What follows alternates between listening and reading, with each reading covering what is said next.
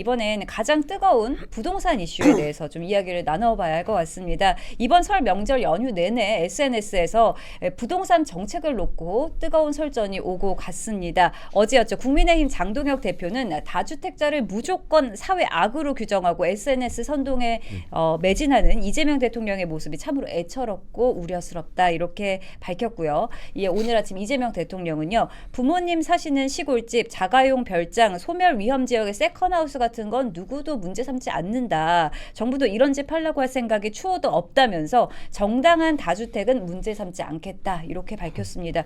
여기서 이재명 대통령이 말한 정당한 다주택과 투기형 다주택 이게 가르는 기준이 무엇인지 모호하다 이런 지적이 좀 나오고 있거든요. 어떻게 보셨어요? 기준은 없죠. 네, 엄밀히 말하면 그 기준은 없습니다. 기준은 그냥 대통령이 스스로 그냥 점선을 긋는 것이고요. 이게 상대적인 것이죠. 투기냐 투자냐 이제 그 문제인 건데 아이가 3명이 있는 집이 나는 이 아이들한테 나중에 한 채 한 채씩 물려주기 위해서 지금 우리 한 가족에서 한 가구에서 다 살고 있지만 아이가 거의 컸으니까 이 아이들에 대해서 집을 한 채 한 채 사주겠다. 내 채를 보유하고 있다. 뭐 이런 사연도 있을 수가 있고 갑자기 상속을 받았을 수도 있고 또 혹은 종중재산이라 그래서 종중재산이 정리하다가 취득될 수도 있고 기타 다른 요인으로 인해서 다 취득될 수도 있는데 사연 없는 집이 뭐 어디 있겠습니까? 근데 거기에 대해서 대통령이 다주택자를 처음에는 무조건 악마화를 시키다가 이제 와서는 약간 톤다운을 해서 정당한 다주택이라는 그러한 말이 생겨나기 시작했어요. 네. 정당한 다주택이 뭐냐? 청와대 비서관들은 몇 채 갖고 있는 게 정당한 다주택이고 일반 국민들이 몇 채씩 갖고 있는 거는 정당하지 않는 것이냐? 그 기준선부터 갈라줘야 되는데 이거 이제 이러면 여기 대통령이 이렇게 그 트위터에다가 글을 올리게 되면 X에다 글을 올리게 되면 이제 일반 국토교통부 담당 공무원들만 이 업무가 바빠지는 거죠. 지금 제가 받은 이 질문 그대로 새해가 시작하면 국토교통부에다가 혹은 대통령실에다가 대통령이 말한 정당한 다주택이 뭐예요? 라고 질문을 하게 되면 그 질문 답변을 찾아야 되는 거잖아요. 시행규칙을 만들던가 그러면서 또 오해와 계류가 발생할 것이다. 그러니까 대통령이 부동산에 대해서는 그냥 아무 말도 안 하고 가만히 있어야 된다고 저는 봅니다. 네. 그리고 무엇보다도 또 이런 이야기도 나오고 있어요. 이재명 대통령이 그동안 이 다주택자를 비판하다가 본인의 분당 아파트 비실거주 1주택 논란이 거세지자 갑자기 말이 바꾼 거 아니냐 이런 비판이 나오고 있습니다. 특히 이재명 대통령은 과거 개항을 출마 당시 분당 집을 처분하겠다고 약속을 했지만 아직까지도 안 팔고 있어서 이게 똘똘한 한 채를 이용한 재테크라는 비판도 나오고 있거든요. 맞습니다. 제가 개항 주민으로서 이재명 대통령이 개항에 출마를 할 때의 그 모습 그 일성을 제가 기억을 하거든요. 그러니까 개항에 뿌리를 내리겠다라고 하면서 개항에 오셨단 말이에요. 그런데 그분은 뿌리를 내리겠다는 사람이 본인이 뿌리를 내리고 싶은 지역에는 전세를 얻고 그리고 본인이 떠나온 지역에는 여전히 1주택을 보유하고 있고 그런 괴리를 보여주면서 지금까지도 성남에 있는 그 집을 지금 분당에 있는 집을 팔지 않고 있고 그 집은 곧 뭐 재개발까지 들어간다라고 하면은 뭐 가히 시세 차익만 50억이 넘을 걸로 기대가 되는데 지금 개항에 있는 본인이 죄송합니다. 본인이 거주하지 않는 그 개항 집은 한 5억 정도입니다.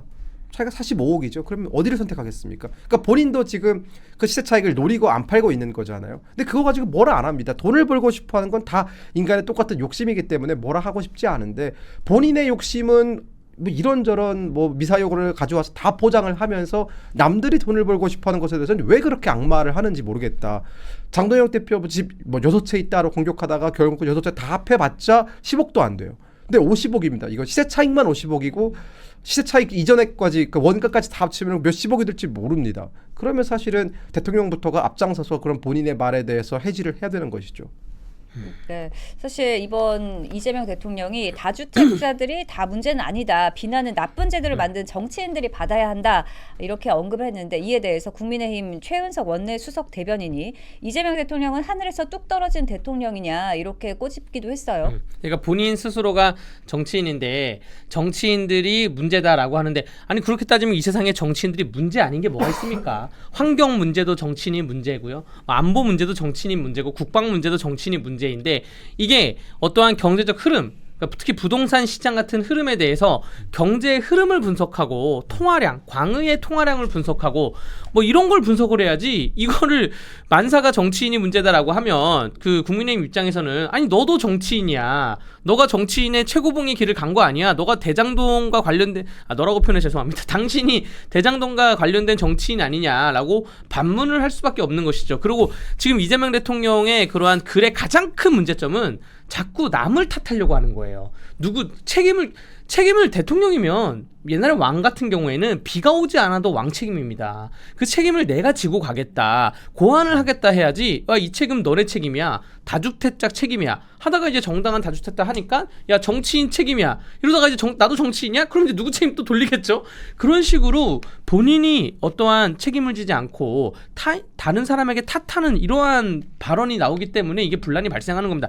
이재명 대통령이 올린 글 중에 정책이 뭐가 있어요? 단 하나도 없잖아요. 지금 그게 가장 큰 문제라 생각을 합니다. 네, 정책은 없다 이렇게 말씀해 주셨습니다. 이것도 좀 짚어보겠습니다. 또 민주당 측에서 장동혁 대표의 노모 거주 문제에 대해서 모시고 살아야 하는 거 아니냐 이런 식의 발언을 했고요. 또 조국혁신당 대변인도 가세해서 장동혁 대표님 어머님이 몇 명인가요? 라는 이야기를 해서 이건 정말 패드립이라는 비판이 나오고 있습니다. 네. 가뜩이나 설명절에 좀 국민들이 듣기에도 좀 불편하지 않았을까 이런 생각이 드는데. 그렇죠. 이게 시기가 설이기 때문에 또 어떻게 보면은 많은 국민들이 밥상에 모여 앉아서 가족들끼리 얘기를 나눌 텐데 그런 자리에서 야당 대표의 어머니를 두고 이렇게 희롱하는 듯한 발언을 이어나가는 것은 정치인을 넘어서서 같은 인간으로서 이게 도리가 맞느냐라는 그런 질문을 드릴 수밖에 없고요.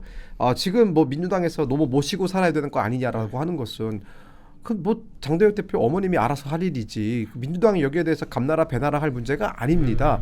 그 지금 노목해 사신 그 집은 오래된 고택입니다. 그 고택을 고향을 떠나고 싶어하지 않는 그 보령 출신이시니까 아무래도 네. 그 보령을 떠나지 않고 싶어하는 노모의 입장도 있는 것이고 또 장동혁 대표는 보령을 떠나서 이제는 정치인의 길을 걷고 있는 야당 대표의 길을 걷고 있는 유력 정치인 아닙니까? 그러면 그런 여러 가지 어떤 부모님 문제라든가 그런 것에 대해서는 아무리 당이 다르고 아무리 나라 생각이 다르다 하더라도 존중을 해줘야 됩니다. 근데 그것에 대해서 장동혁 대표가 지금 연일 이재명 정부의 그 부동산 정책의 허점을 신랄하게 비난을 하고 있고 파고들고 있으니까 아프니까 거기에 대해서 반응은 못하고 역으로 갑자기 뜬금없이 부모님 드립을 치면서 지금 이런 식의 매우 어떻게 보면 비인간적인 대응을 보이는 것은 저는 이 사람들이 설을 앞두고 정말 단체로 실성을 했나라는 생각이 들 정도로 매우 부적절했고요. 이것에 대해서는 민주당이든 조국혁신당이든 장동혁 대표에게 개인적으로 사과할 것을 강력하게 촉구합니다. 이게 이제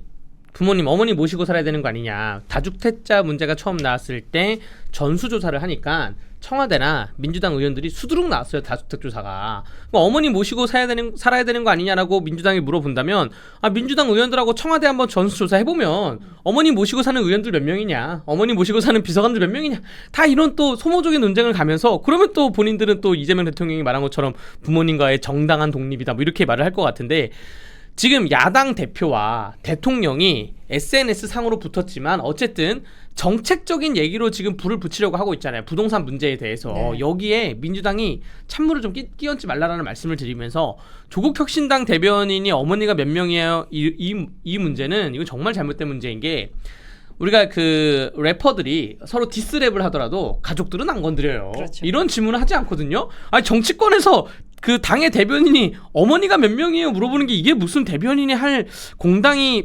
말입니까? 지금 조국혁신당의 그 새해 복 많이 받으세요 현수막을 보면 설날 현수막을 보면 특히 서울시당 전충생 서울시당 조국혁신당 위원장이 붙였는데 하얀색 현수막에 파란색으로 하고 조국혁신당 이름을 하얀색으로 써가지고 안 보여요. 그러니까 본인의 당명조차 숨기고 있는 그러한 당이기 때문에 그렇기 때문에 이렇게 뭐 세게 말한 걸 수도 있겠지만 굉장히 부적절한 단어이고 여기에 대해서는 저도 이거는 뭐 도의적으로 사과가 있어야 되고요. 조국혁신당 당대표와 더불어민주당 당대표가 이 정도 발언 수위에 대해서는 제재를 좀 가해야죠. 이거 각 당의 윤리위에 회부돼야 될 상황이라고 생각합니다. 네.